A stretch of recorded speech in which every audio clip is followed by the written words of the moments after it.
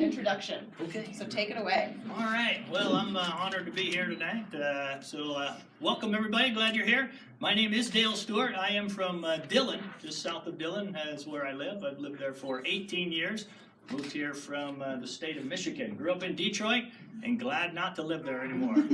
So glad to be here. So my wife is down here in the front row, and I have a couple of my daughters here, my granddaughter in the back. So I'm glad to have them here. But moved here from Michigan. I worked at a office furniture manufacturer, second largest furniture company in the world, Herman Miller, and left that to move to Montana to be the director of the Clark Canyon Bible Camp down there. And so that's how I got to Montana and just love living here.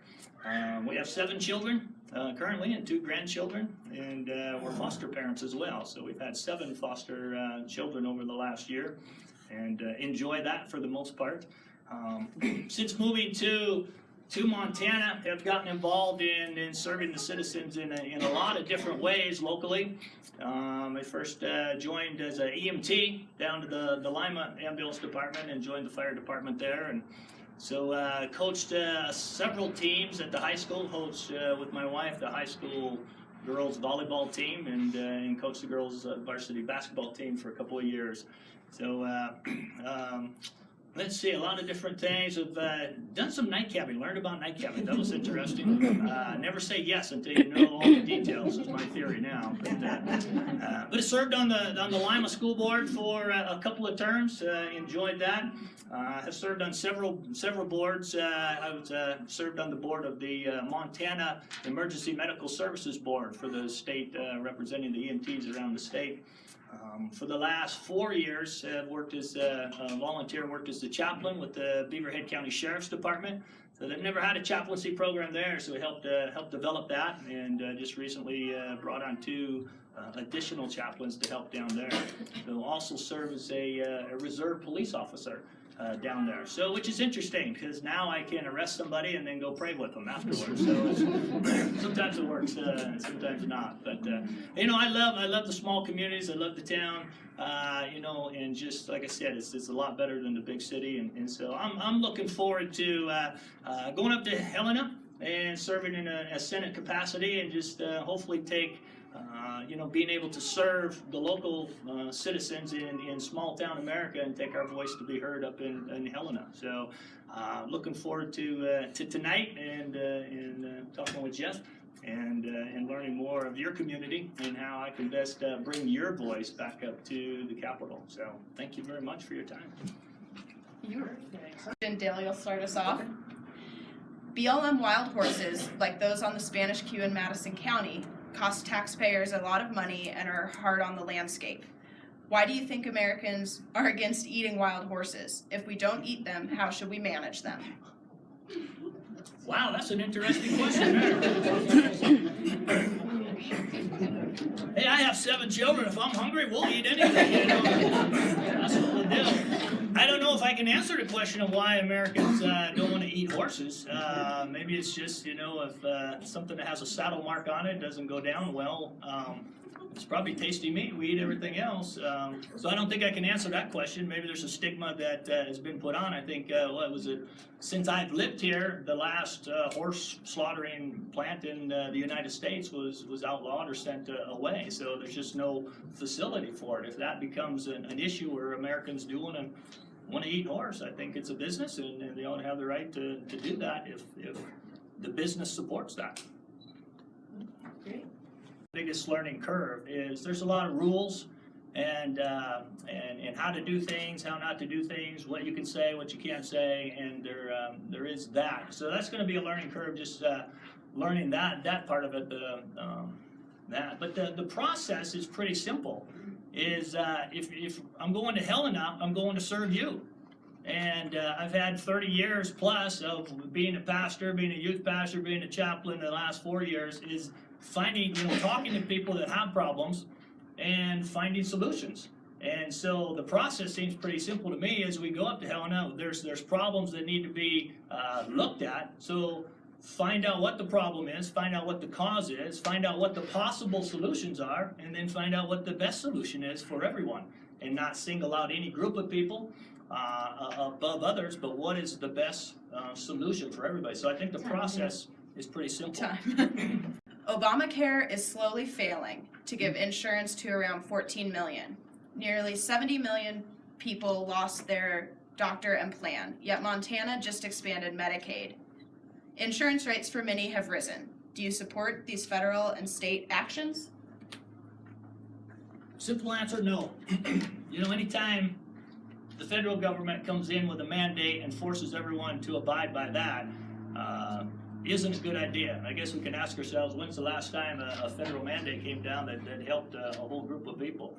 I think the best solution is, you know, free enterprise. If insurance is the issue, get the insurance companies to compete like we all have to do in our business, and let us as citizens choose the best plan that fits our families, fit our needs. And if an insurance company is not doing their job right and they fail, that's because they didn't have a good policy and we didn't choose that. So I think bring it back to, you know, a capitalism point of view and a competitive point of view. As an elected state official, you will be required to swear that you will uphold both the state and federal constitutions. Will you live up to your oath to uphold them? Yeah, and I have to agree. It's yes on both accounts. I mean, if you don't, you shouldn't be here. You shouldn't be seeking public office. So the Constitution of the U.S., every bit of it, and the Constitution of Montana, every bit. I do make that pledge. The Montana Heritage Commission oversees and manages most of the structures and artifacts in VC and Nevada City.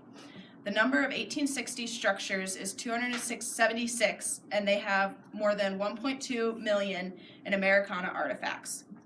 VC and Nevada City have been recognized by the New York Times, the Chicago Tribune, and the American Alliance of Museums as one of the largest sites in America. They are also the #1 state-owned attraction in Montana. The economic footprint for the state of Montana, according to the Rocky Mountain Economic District, was $62.2 million for the state and $34.4 million for the county, and it has 42 incorporated businesses that help employ 1,025 people. If elected, what will you do specifically to help in preserving this National Historic Landmark, Montana's heritage, and the second largest economic footprint in Madison County? Well, like I say, I don't know what the procedure is on that, but that's definitely an important aspect of our district and this community. And so whatever the state can do on that state level to preserve that and help bring business here and take care of this building is something that is important and something that we should look at. So we'll have to see what that involves once we're up there. All right. Support. Support. All right, and back to you again, Jeff. Because forest and public lands are a big draw to the state and Madison County, how do you plan to address different local, state, and government agencies, groups, and landowners about protection and conservation processes while bridging gaps and mending relationships between varying agencies and groups? And I think the key is give everybody a level playing field. It seems like you know, the private landowners are get the short end of the stick again. And so if we want to work with all the agencies across the board, why don't we work where it's level, where we all have a voice? It doesn't seem like we all have an equal voice. You know, the federal government has our land and they say, well, they'll give us payments in lieu of taxes. Well, the formula is the payment they're giving us is less per acre than what you, the rancher, are paying per acre. That's not level. And they don't appropriate the funds to even pay the bills that they agreed to pay. And so we're losing money again. And so the playing field's not even. And so if we want to work with all the agencies, make the playing field level so we all have a voice. Thanks, Dale. How do you feel about nullification of federal laws that are unconstitutional? Well, this is a Republican primary election that we're in, and if you look at the Republican Party platform, it clearly states that the state, the Republicans in the state, do advise nullification of unconstitutional laws. And so, as a Republican, and if I took an oath to uphold, you know, the Constitution, I take an oath to uphold the Republican Party platform in the state. And that does call for laws that are unconstitutional. We should look at nullification whenever possible. Thanks. Mr. Wellborn? What will be your financial priority while in office? And to answer that question, I think, like all of us in our personal budgets, we have wants and we have needs. And we all want a lot, and usually our wants are bigger than our needs. And so when we're thinking about spending, looking across the broad spectrum, we have to, as a Senate, as a legislature, we have to look at what are the needs of the state, and what do we need to have in place. And we need to prioritize on those. And then if there's some left over, then we can concentrate on what are the wants of the different communities. And so again, it's kind of a wide question. So, but that's kind of the philosophy I'd use: is what does the state need to function? What does the state need to prosper? What do communities need to thrive? And focus on those, and then go to everybody's want list.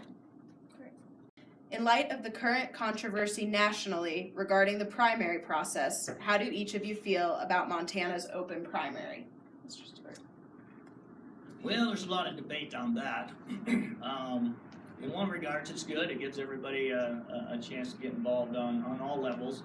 But on the other side, it does set up some inconsistencies and maybe some lack of integrity on some people's part, that you can, as Jeff and I have had to declare, we are Republicans. So you know at least where we stand, whether you agree with that or not, you know where we stand.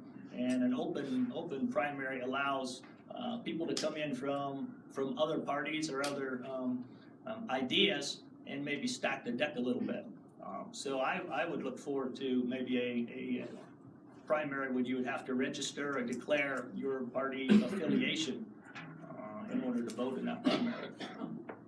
So, Mr. Wellborn, how do you feel about transfer of public lands back to the state? Did you get a chance to answer that last question? Yes. Okay. All right. Yeah, it is a big issue, and there's a lot of fingers that grab out on the issue. But again, like I said earlier, you know, as far as our enabling act of Montana, you know, it does say in there, and again, the Republican platform does say that we encourage the transfer of lands back to the state's ownership.